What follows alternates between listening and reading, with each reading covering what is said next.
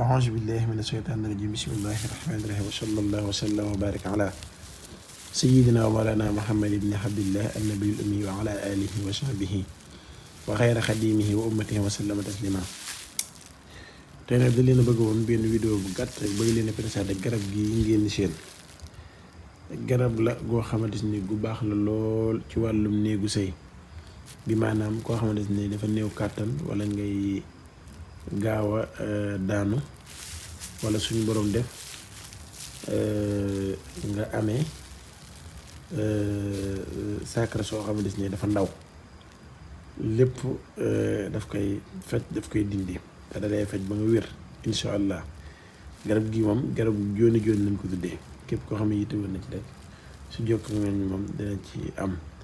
mos xam lañ ko tuddee garab gu efficace la du yéeme lool koo xam ne képp koo xamante ni xas na ko xam ba xas ko miin moom